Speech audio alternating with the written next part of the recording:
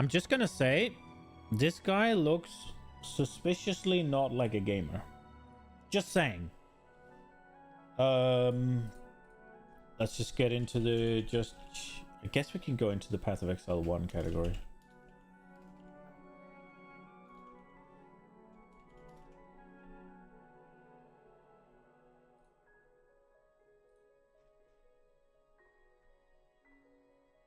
Um,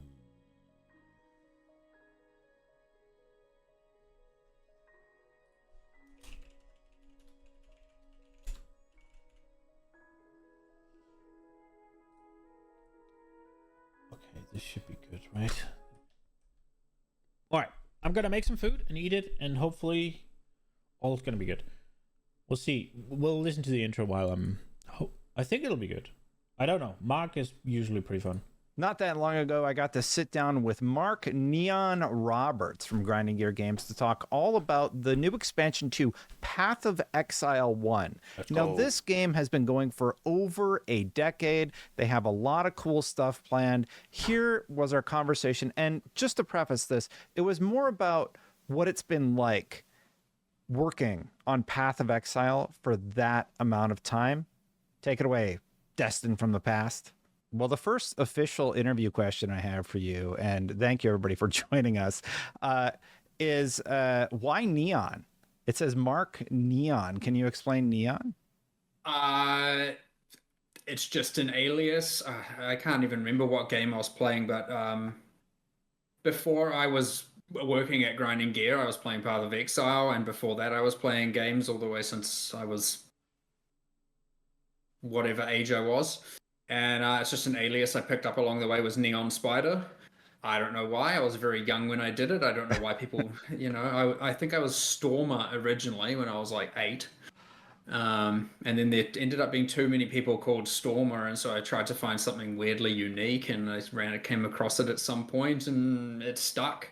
And then it shortened to Neon at some point, and because I guess it's easier to say than removing a bunch of the syllables, that is. And that's just what it is now. So people just call me Neon.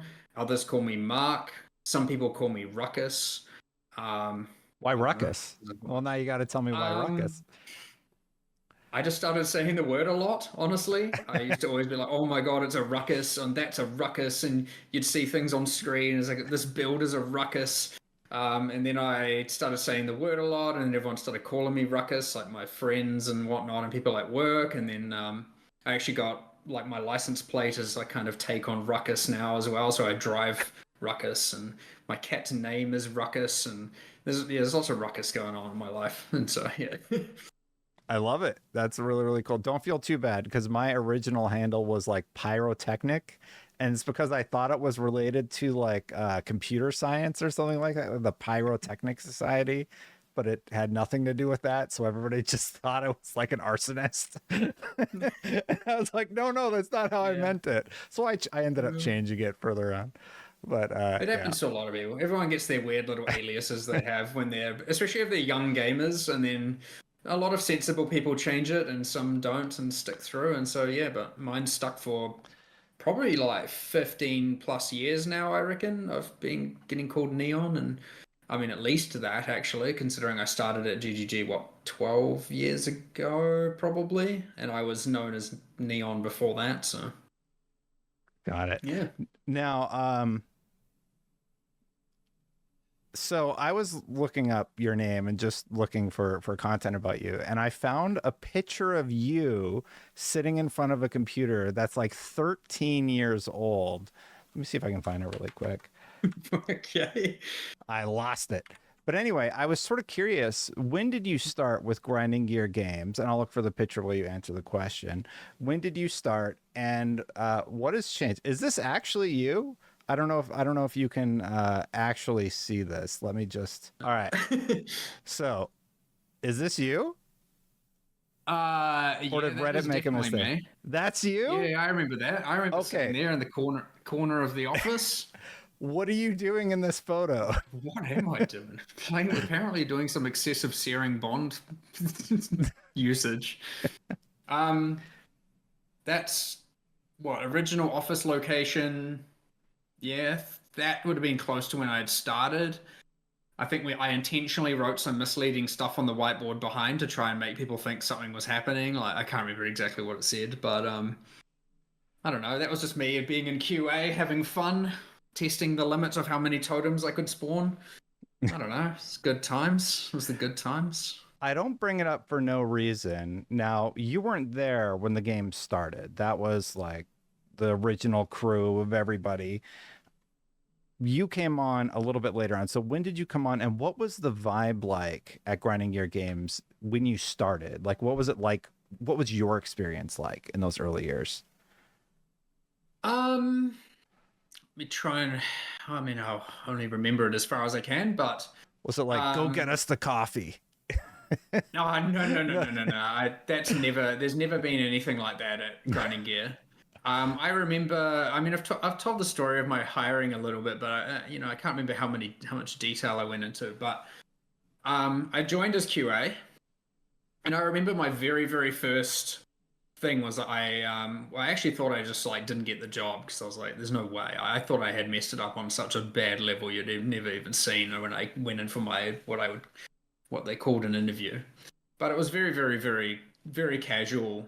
Unlike what I had expected, I had been kind of taught to expect corporate, you dress nice and you go in and you wear this and you impress everyone and you go in and everyone's in, casual gear and it was a very clear, just like different environment. And I was like, oh, okay, this is a scene I'm not,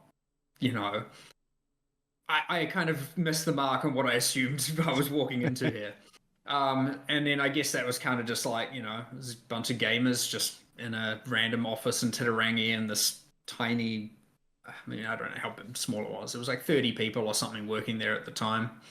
But I remember coming in and going, whoa, this is crazy. Like, it's just a bunch of computers. I didn't really know what to expect, but I guess I had built up this like gaming as something in my head and like game developers as this thing. So I didn't quite have it figured out. And then what it was definitely not the case. Very, very casual, informal talks. I remember talking to Chris.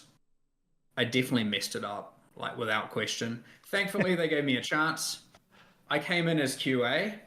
And I remember, I think I started and it was like the first, it was like the second or third day.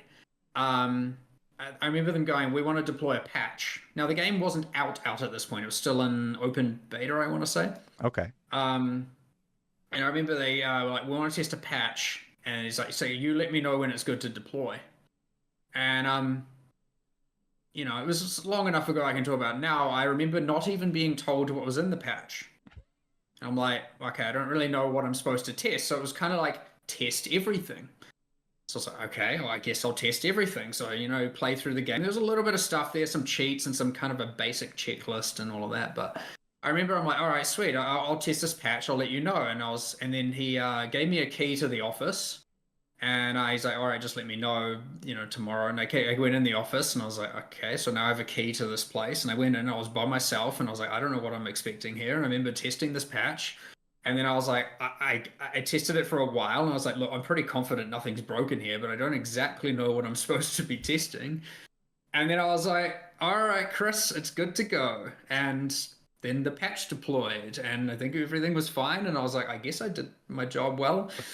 Whereas now it's like, I mean, I changed how this works, of course. Now it's like, here's the exact list of every change in the patch. Here's all the checklists you got to do. Here's everything you test. And there's a 16-person QA team, and then there's all these different things. A lot's going on, at least. It was very different back then when I was the only QA. I came in on a weekend to test a patch that was getting deployed, and I was just like, oh my god, I'm stressing out here. But I am the kind of person that likes being thrown in the deep end and seeing how long I can tread for. And I think I successfully did it. Otherwise, I wouldn't quite be here where I am now. But yeah, very, very different vibe. Very much more casual, much more what I call cowboy, I guess. Lots of stuff just happening. Not a lot of procedure, not a lot of any of that going on. So, and then, but a lot less people, a lot less on the line, I guess, back then as well. Mm-hmm. So yeah.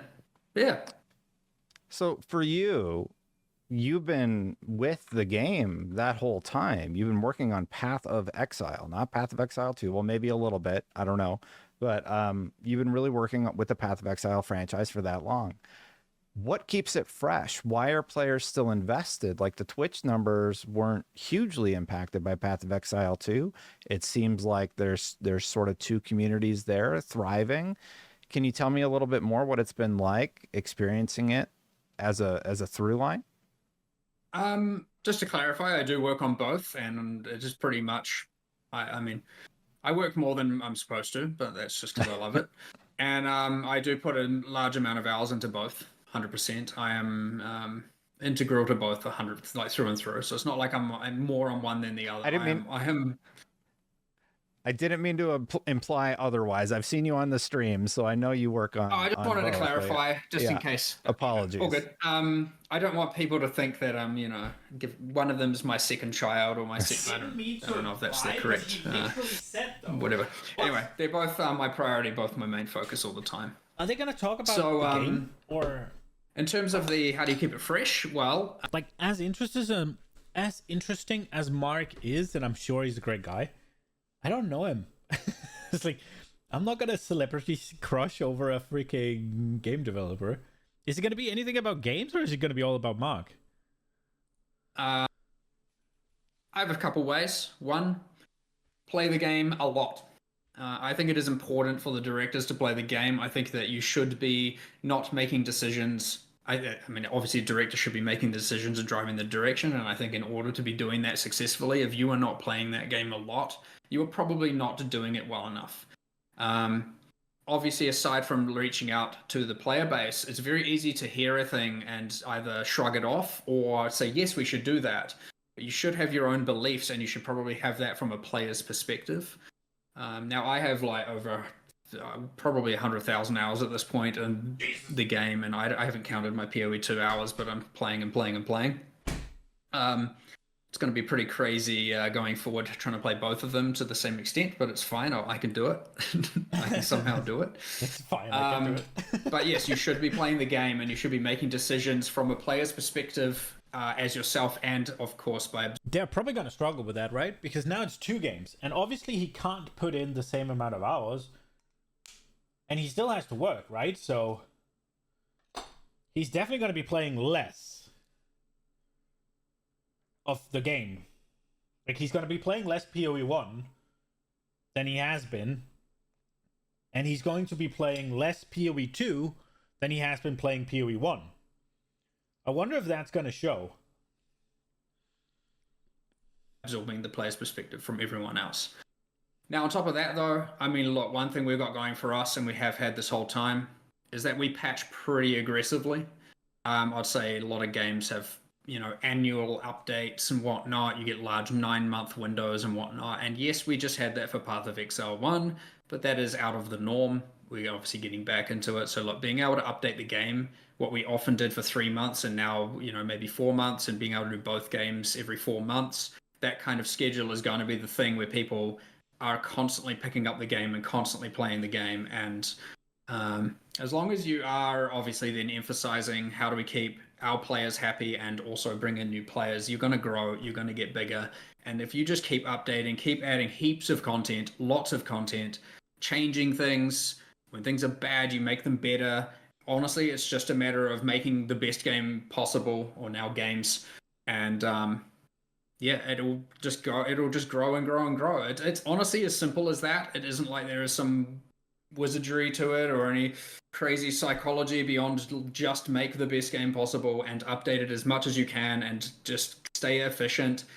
If things take too long, people are going to fall off. And obviously if things are too quickly, well, people probably will be happy actually for a while, but you could start sacrificing quality. So obviously you find this very good rhythm, you stick to it, you stay consistent, and you do what the players need and what the game needs. It really is just as simple as that. Do you think this update's going to see the numbers that Settlers of Calgar saw? Like, I think you broke your Steam concurrent record with that release. And like, why did that happen? Like, what was it about that particular update? I mean, it was huge. Ugly. It was a massive update. I mean, the change to character balance was immense. Obviously, the Settlers League itself was massive. It's hard to look at. Well, obviously, this is bringing an in-game expansion, which is long overdue. And Settlers didn't do that. And we've obviously got a pretty cool league here. But You know, it's hard to compare the size of it to the Settlers of Calgary.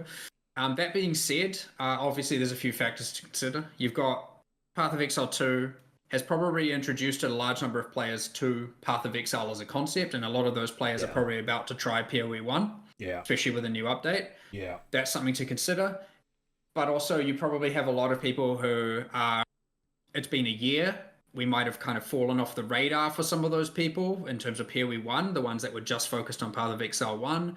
But on the other hand, you could look at it and say, hold on, it's been a year. Those players are like frothing to come back. They're like, I need my Path of Exile 1 dose. So there's a few variables, and I honestly don't know how to predict where it's going to land. I think we probably will get around the same numbers.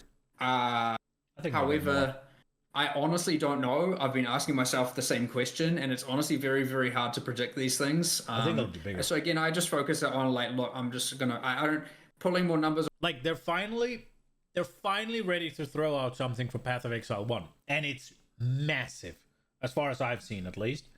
There's like fucking, what is it, 3 pinnacle bosses? And like a new endgame system in the maps, as well as the mercenaries, which is a whole new power progression system. I feel like you're getting more than one league into one here. Maybe I'm wrong. Because I feel like the Secret of the Atlas, whatever the memory trail thingies, that could have been a league on its own. And the mercenaries could probably have been a league on their own as well. But you get both. As well as 3 pinnacle bosses. As well as the whole, oh shit, fucking Path of Exile 1 again. It's been a year. So a lot of people will have gone and played other things, and they'll be ready for that Path of Exile hit again, I think. And then obviously the ones from PoE 2 that's going to try the first one. The first players to PoE, like the people who didn't play PoE at all, and they play PoE 2, and they're like, alright, let me give this the original one a go. Or not, I'm just going to make the best game I possibly can and get the best game possibly made, and that is all there is to it. And if the numbers come, they come. And if they don't, I'll look into why and see if we can make people happier to then come back. But I don't know. I have no idea. Have you found that players are enjoying the flavor of Path of Exile 2 or Path of Exile 1 and then sticking with that? Because I saw sentiment online. A lot of people were like, Path of Exile 2 is great, or Path of Exile 2 isn't for me. I really wish they'd focus on Path of Exile 1 for some players. What have you seen? Like, what's the data showing you behind the scenes? Oh, no, 100% there is a audience for 1 and an audience for 2. Like, just clear cut. And there is an audience for both, 100%. And it is very important that we make a game for Path of Exile 1 players. We make a game for Path of Exile 2 players. We have those distinct audiences. We want to keep both happy. And yeah, you do see a little bit of what I call to myself at least, a bit of a civil war between the PoE 1 players and the PoE 2 players, where every time we posted a Path of Exile 2 update, you get some PoE 1 players going, what the, I don't want this, I want my PoE 1 update. And then when we started announcing PoE 1 stuff again, you saw some people going, hold on, why are you working on that game? Work on the other game. And the reality is, we're finally, again, back in the groove, working on both. Like, I don't know, we're obviously just announcing and working on 326, but also we're doing 021 for Path of Exile 2, and we've got both updates going. You know, and we're at the point where now you're seeing news for both games posted on the same day, and we're only going to get more efficient and better at maintaining both. They should probably that's going to be very, very good. But like right now, we are working on 021 for Path of Exile 2. We are hoping to deploy it this week. We've done a post on it. A lot of that came from, you know, me playing and absorbing feedback while also making, you know, and getting the team to make the next expansion for PoE 1. So like, certainly figuring out how to multitask better, let's say, or have multi-threading going on with both games, and yeah, should be good. Speaking of both games, what did you learn with Path of Exile 2 that you were able to implement in Path of Exile 1? Anything? I mean, there's been the subtle it's very easy to do quality of life features. Like, that's just coming in constantly at the moment. I mean, a lot of the stuff already that has been coming into PoE 1's QOL has come from PoE 2. Because again, especially, I'd say even with Settlers, it kind of started happening, right? And then obviously seeing a little bit more of it now. like things come up where in PoE 1, obviously the passive tree's been the passive tree for so long, and now in PoE Are we 2, not you have gonna people talk going about the passive tree fucking searching is terrible. league I at all? can't find the nodes I'm typing for. And there's a bunch of problems, and you look into like obviously, but it's the same as PoE 1, and so but it's like it's bad there too. So obviously you improve it, you port it back. Great. So obviously we're going to have passive tree searching improvements coming to PoE 2 very soon. O2.1 is the intention, and then we're going to put that in PoE 1 as well. Now that stuff will just happen in terms of QOL, in terms of features. But the other thing that's happening in terms of PoE 2 to PoE 1 is that now we're a game that reuses as much as possible in smart ways. So like you can make a monster or a boss feel entirely different by changing the model, right? And that is a thing you can do, the actual 3D model, and you can use the exact same rig, exact same animations. And so you get to redo the model, redo the VFX, and you get those two departments to be completely untouched. And all of a sudden now you've got a boss in both games. They look very, very different. And as long as you don't overdo the reuse of a single given asset, you don't get people won't really notice, or you use skills in different contexts. It's a beam in this, it's a bullet hell in that, it's a, there's a whole way to mix and match that kind of stuff. Now we get to do that constantly. We are making these insanely, high detailed, very well animated bosses for PoE 2 constantly. We're just churning out bosses and monsters and everything. We have the hundreds and hundreds of monsters in the campaign. And now anytime we want to come to do PoE 1 and we want to add expansions and add content and add much like the pinnacle bosses you just saw, we're going to obviously take some of those animation sets from PoE 2, we're going to port them across, we're going to make a new model, and now all of a sudden we've got a new boss that's kind of reusing at least a couple of our departments. And sometimes you reuse more than others, and other times you redo the entire set and whatnot, but you at least get to kind of harvest one from the other. And if we were to make anything new for PoE 1, probably do the same thing, can port it across. And like being able to do that is just going to be is huge. And again, players often will never notice. Honestly, even as developers, most people will never notice the level of reuse. But it does happen, and it is very, very useful. And so like constantly I'm just sitting here thinking everything that gets made in PoE 2, I'm like, how can that go in PoE 1? What expansion is that in? How's that getting added? And constantly just doing that. So makes sense. No need to do the work twice. I am a little curious. Is there ever a world where you see Path of Exile 1 coming to an end? Well, the end of the world, I guess. I don't know. Hopefully not. You said, is there a world? And I would say it's the end of that world. I don't see that at all. No. I mean, it's certainly. I mean, even just thinking about that, I am like, what would it even take for me to see that end in sight? I mean, it would require no one to play it, right? Like, and is that going to happen? Almost certainly not. So, no, I guess I'm just we're going to go forever and ever until, I mean, like speaking, obviously, there's a point in where cost and. I think that as PoE 2 becomes better and more fleshed out, you're going to see a lot more people just playing PoE 2 rather than PoE 1. I think, generally speaking, that the community is going to push PoE 2 to be much more like PoE 1.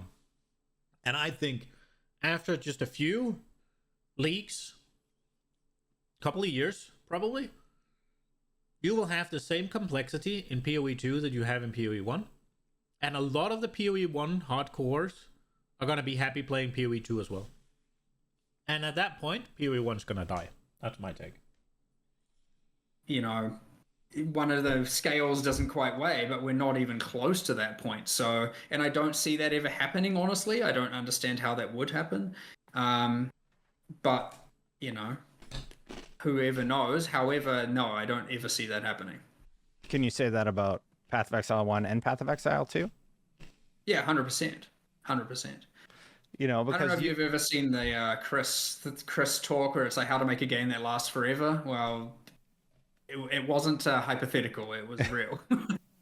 Yeah, you know, I think about a lot of these games. I saw a story recently about Final Fantasy 11 and how it almost ended at one point because there wasn't support, and then all of a sudden they got a bunch of support for the game, and that's still going on. I was playing that back in the PS2 era, and then you know I think about Path of Exile 1 and how long that's been around and how engaged Path your of player Exile base has 2 is been. Like gonna kill Path having of Exile 1. a I think so. spike like you did with Calgar is really really impressive.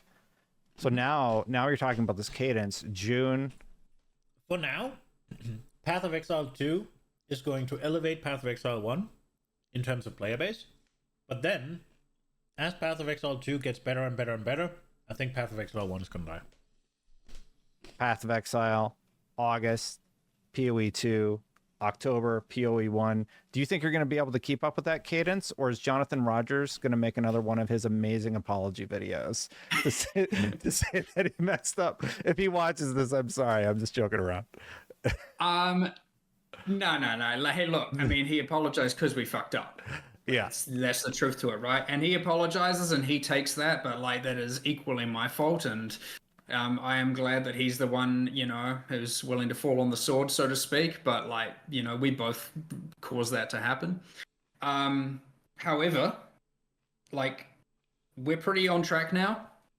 We have a very good plan for at least the year, and I cannot see a reason why we wouldn't be able to successfully continue going. Like, I've already got a pretty fleshed out design for 327.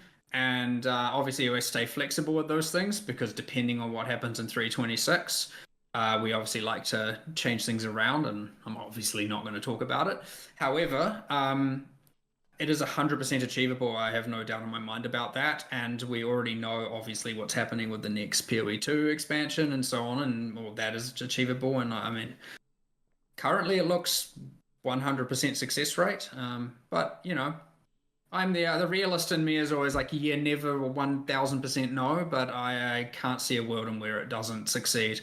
Now, obviously, it's new for the company, it's new for me, it's new for everything. Like if we're talking about doing 6 releases a year, like 2 games, but we have expanded, we've figured our shit out, we know what we're doing now. It was pretty rough for a while there, but we're certainly on top of it now, and it would take something pretty severe for it to not, you know, I wonder go how out many the way they've we hired. now intend. So Makes sense. Yeah. Because in order for them to make, they used to do PoE 1 4 times a year, right? Every 3 months, right? I think so, roughly. And now they're gonna do PoE 2 3 times a year, and PoE 1 3 times a year. So that's 6. So it's 2 more. Meaning that rather than having 3 months to make an expansion, they need 2 months. And also, I'm not sure how much of a swap it is for the staff to go in, what's it called? To swap from game to game, right? I don't know how many people are working on just one task for that time and then finish that in time. Probably not that many, right? So how many new people have they had to add is the question, to go from 3 months down to 2 months. Because it is 50% more releases, right? From 4 to 6. But have they hired 50% more staff? That would be insane, wouldn't it?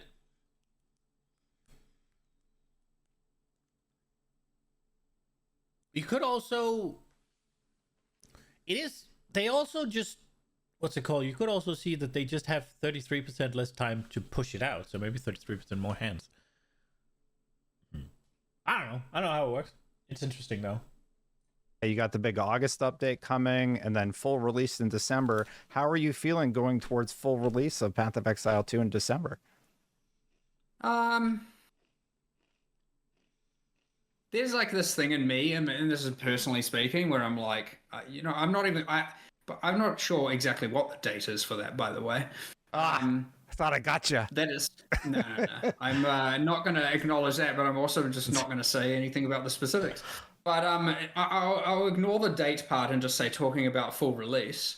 The main thing is obviously there's just that like it's this thing where because we're adding more content, so like we did with 020, that wasn't just finishing what's there, we're also adding more, and so you're almost like moving the goalpost a little bit every single time. So there's an interesting thing where, personally speaking, we're like trying to keep up with that as we're going is kind of interesting because I want to make sure that the content we're adding is to a release grade, I guess you'd say, because like it's kind of interesting because like you could look at Path of Exile 1 or 2 and just be like, this game isn't, you know, what does release mean? Because again, we're going to be making it for 15, 20, 30 years. Like, what is release? And so, yeah, it's obviously nice to have a full release and you get to play through the whole game, but it's not like the game as a developer, and especially as me, who's going to be making it and working on it and playing it for this long, you know, there's like kind of like, it's never really finished.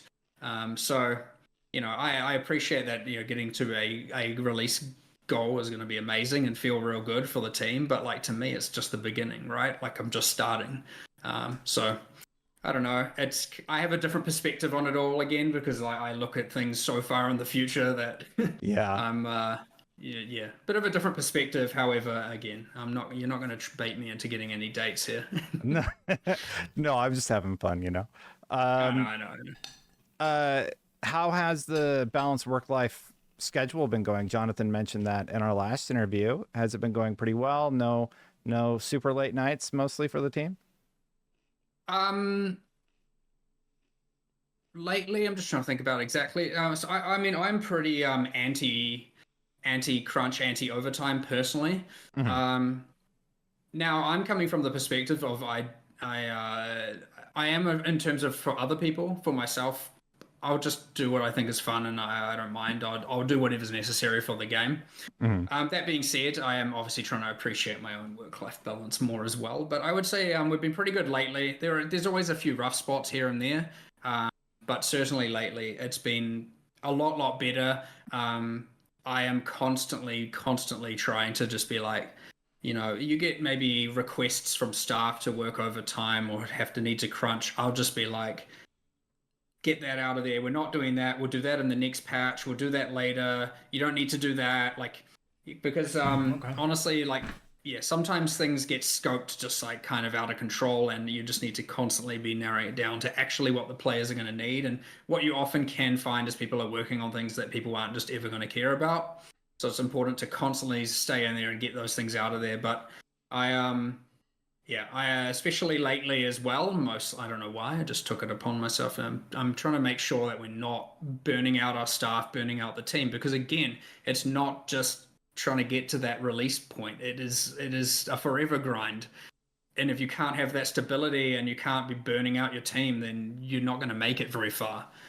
So yeah, it's very important. Again, that's me thinking of this long distant future, not this short finish line here, where it's like, oh, it's all good. We go full burn until release. It's like, no. We need to have a 10-year plan or a 20-year plan or something here, just to make sure that people aren't frying themselves. You know, I can respect that a lot. It's really, really nice to hear, because you hear all these stories about, you know, developers who are forced to crunch.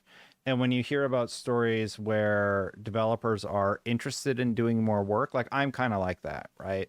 Like I want to stay late. If someone said, hey, you got to go home, you got to stop working on that, I'm like, okay. And then I keep working on it because that's what I want to do.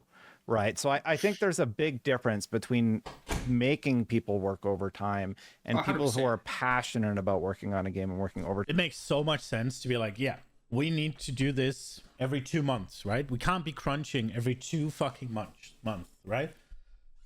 So if they need to crunch, they probably will, but that should be the exception of the rule. That's what I heard.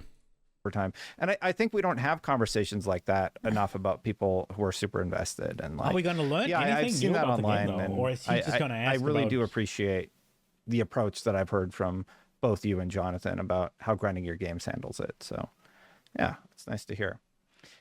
I'm curious, what is the thing that you're most excited about this big update? You just gave us the big presentation. I'm asking you about historical stuff and things. I didn't really ask you about this particular one.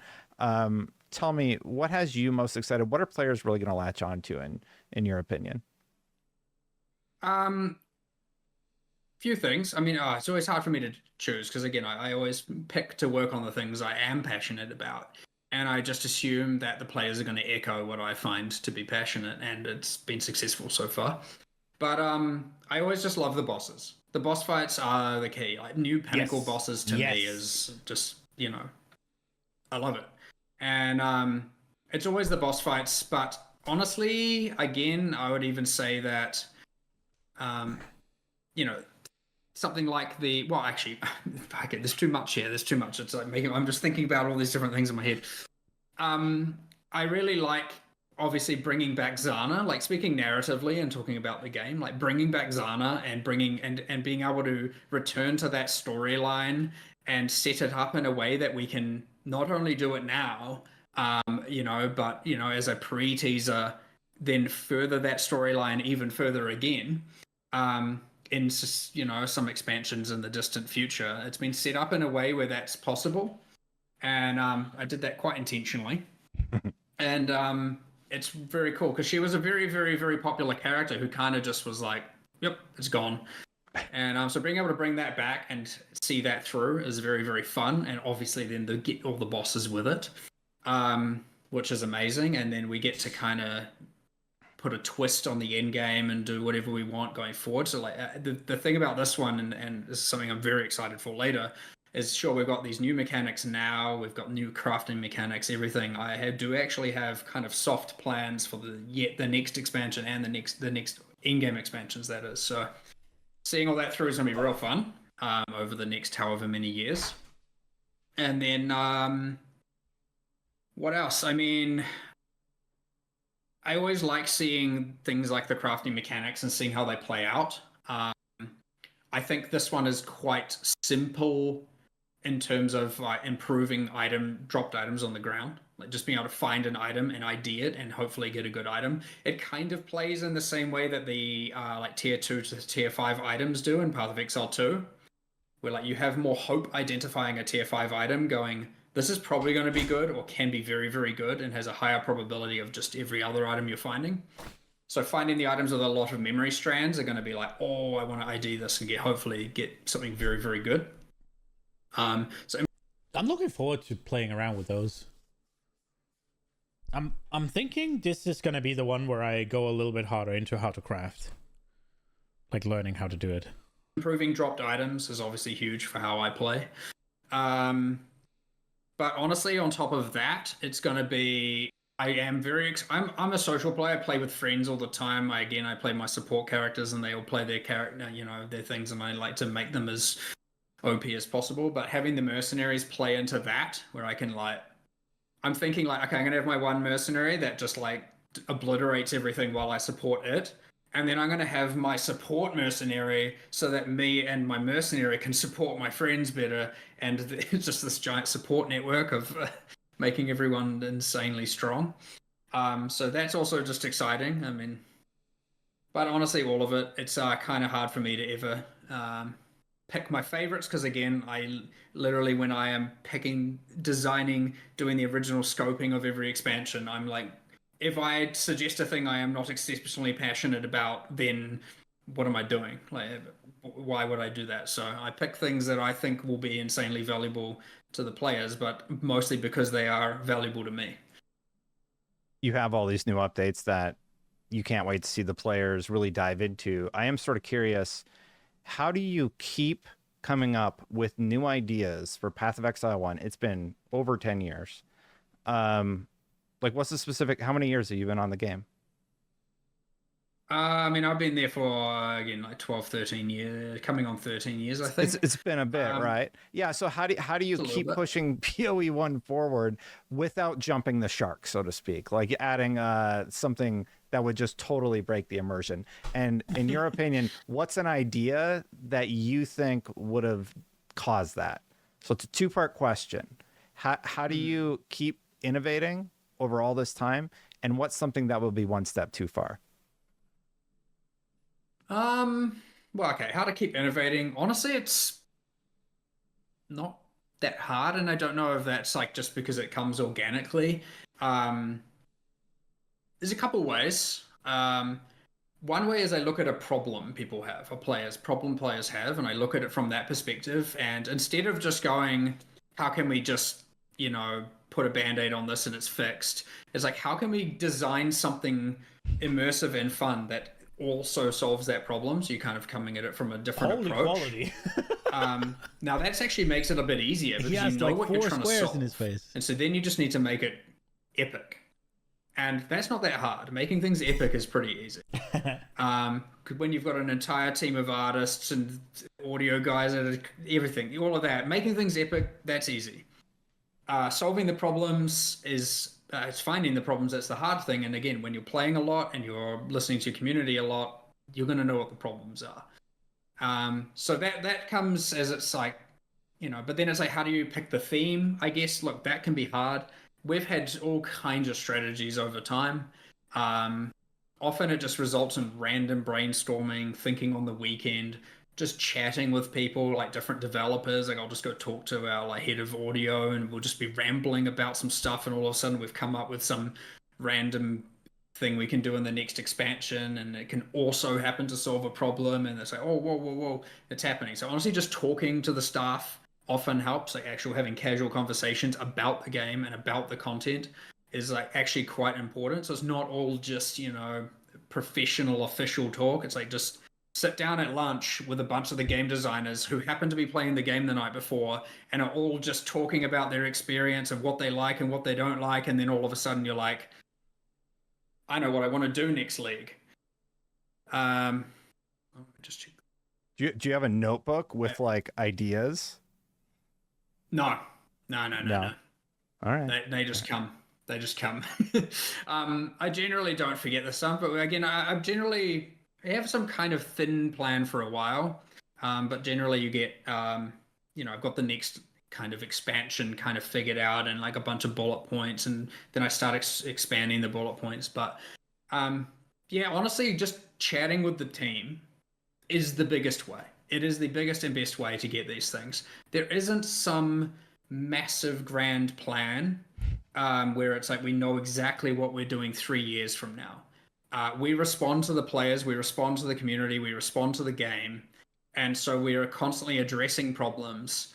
And so, a league like Betrayal becomes stale, as it does. I think PoE 2 might actually be really good for them, because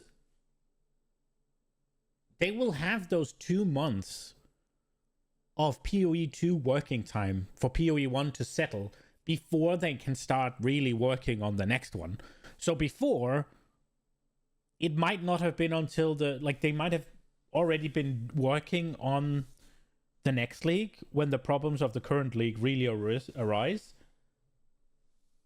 And then they couldn't address it. Maybe they could address it, but maybe they could address it properly in the one that comes after the next one.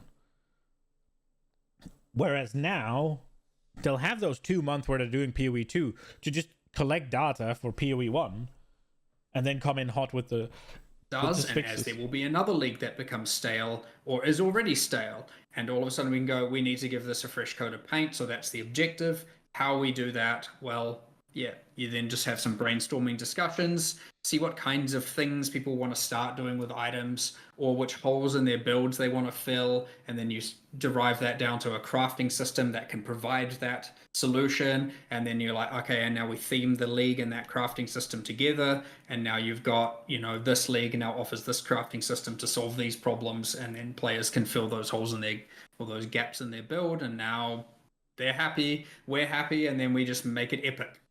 Characters, narrative, dialogue, etc. That's a really cool way to solve a problem. Like, just make something really neat around it. And I know PR is saying we're out of time, but just real quick, how would you break it? Like, what would be one thing that would be like way too far? PR says we're out of time, and there's still fucking 15 minutes left. Or like an expansion that's all about kittens or something. I don't know. What? I mean, look, it's important to not change the style of the game, because you're going to change the audience very drastically, and that's not what you want to be doing. So, I mean, you are right. I mean, you could add kittens for like a day, but yes, if you get too cute, look, it's meant to be a visceral game. It's meant to be dark horror gothic. If you start putting in something that isn't what the target audience of that is looking for, yes, it's going to fall apart very, very quickly. I can't say I have any specifics, but like, know your target audience, make it for that target audience, bring new people or fold people into your target audience, but like definitely don't just like pivot and go completely off, at least from an immersive or narrative standpoint. You can go pretty X Factor with the mechanics. You can get pretty out there with like, we're gonna, with Blight, when we're just like, we're gonna add a tower defense to the game. That's fine. And the good thing is we get to do it for a league, and if it works, it sticks. If it doesn't, it doesn't. But don't add a tower defense using something that is not, some theme that is too kind of cute or too playful or something like that. You want to have it be, again, still very much fitting in that world, that Rayclast, where it is quite horrific and not a pleasant place to live. Got it. Well, Mark, thank you so much. I know we are at time. I really appreciate you taking a few moments to speak with me about Path of Exile. Really excited about the new update. Can't wait for 2 to release. Why didn't Maybe you talk in December. about it then? We'll see. And I look forward to speaking with Grinding Gear Games again in the future. Awesome. And thank you very much. And as always at these events, you usually have a group session. Here is that section of the interview. All right, so the first question we have is the plan to have more QOL, quality of life, and feature parity between the 2 games moving forward? Well, it's kind of a little bit, it's almost a two-parter. The way I look at it is that quality of life, yes. If we can improve the quality of life on one game or both or the other game, we're always going to do it. If it is a feature that exists in both, 100%, it is worth doing. Sometimes it's worth trying out in one game, and then if it's a success, the way we've done it, we port it to the other, and vice versa. I wouldn't say there's a long, we haven't planned this out for the future, but the intention certainly is the case that the moment something works for one, if it applies to the other, we will port it over. As for features, it's quite broad, but of course, there will be, in most cases, a lot of cases, yes, you'll find it can apply to both games. However, due to the context of the content, sometimes the feature will only apply to one and not the other. It depends. If it's around like kind of combat and player skills and whatnot, we obviously have some limitations. There's something wrong with Whereas again, if it's around maybe, something to do with the passive tree, we can probably apply it to both. But we'd want to make sure that we consider the context. Of course, they are very different games with different pacing. And we do want to keep it that way. There are kind of 2 visions, and we are obviously wanting to make sure both are held up, as opposed to, just turning one game into the other, and all of a sudden you've got 2 of the same product. Second one's not a question, but hello. And then the third, how long can an Atlas memory thread be? 2 to 3 maps, or can we do long chains? Yes, in the presentation, I think there was like one that was an example of 4 maps, but the intention is that it is a little bit longer. I would say that you shouldn't be expecting anything less than, say, 5 maps, say 4 to 8 maps kind of range. We don't want to make them too long that it's like really annoying, of course, but they are pretty fun. You do get the extra skills. As you progress along the memory thread, you get more and more skills. They get a bit more intense, and then you also get the modifiers at the end of each one that affect all the subsequent ones. So even if it is longer, as much as the people who just want to farm the bosses are probably going to be like, oh my god, let me get through this. The people who actually want to juice the maps and they want to make the most and get the extreme amount of the influence and modifiers going on, they'll be happy to have long chains. So bit of both to appeal to both player types, ones who want to do more bossing and ones who want to juice their maps more, or enhance their maps. I keep using the word juice because it's what the players use, so if you don't know what it means, let me know and I'll elaborate. Next question. Given the focus on endgame content this time, is it safe to assume the new play experience for PoE1 won't be changed going forward? No. I wouldn't say that's entirely true. It's a little bit changed, especially for the core game, with some of the features from Settlers of Calgur being added to the core towns. So like even when you're playing through, you are getting the respecking. Now I know you had it during Settlers of Calgur in 3.25, but that was restricted to the league. We didn't have that in the core game. So you're getting the respecking, you're getting the gambling, you're getting the currency exchange, which are three hugely popular features that are very, very good for new players. So Yes. I'll say that's like one of the main benefits that they're getting. The other thing, though, is of course, yes, it is more endgame centric, and so yes, it is more for the endgame, especially given last time I'd say Settlers was a, you know, good league for the start of the game, the end of the game. You know, is pretty good at bringing in new people and appealing to a more casual audience, whereas this is more for your PoE players. However, you know, it's still there. There's still balance updates. There's still ascendancy class updates.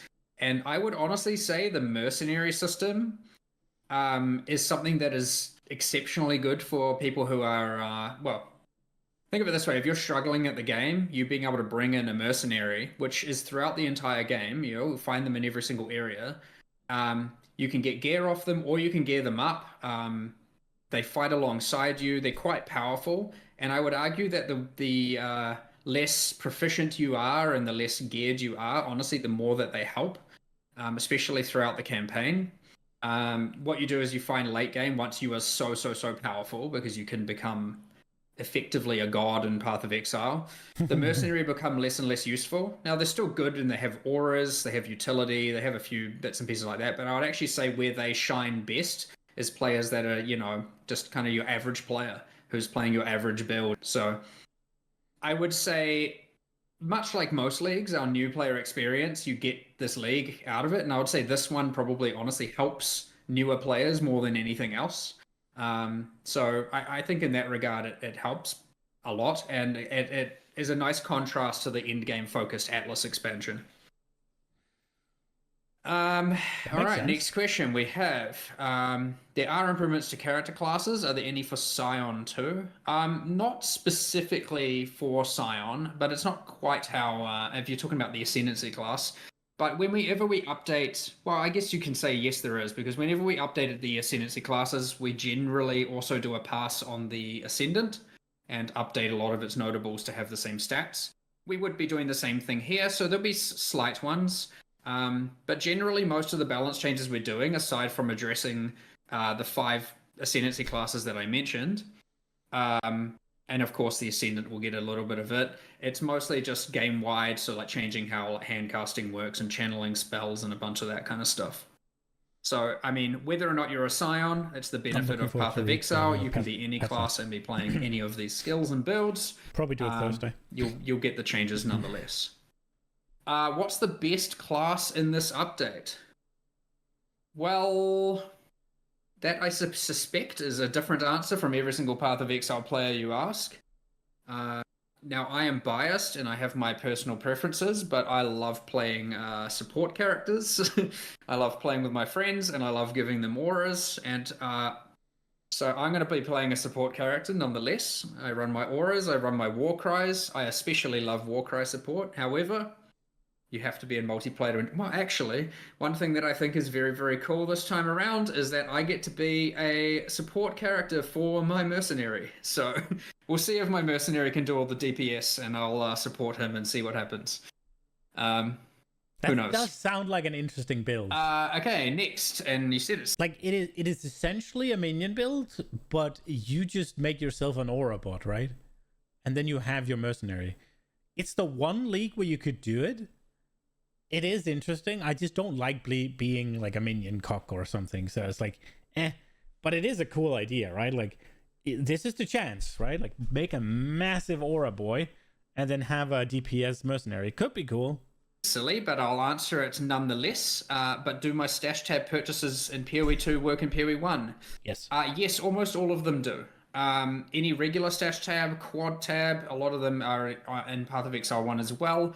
There are some exceptions to the rule, which is that if you have a Socketables tab, for example, or I believe currently a Ritual tab, they will not be in Path of Exile 1 at this time. The Ritual tab will be added later, but the Socketables tab doesn't make sense in the context of PoE 1 at the moment. There are other tabs for that, and so it doesn't really work, and so some will, some will not.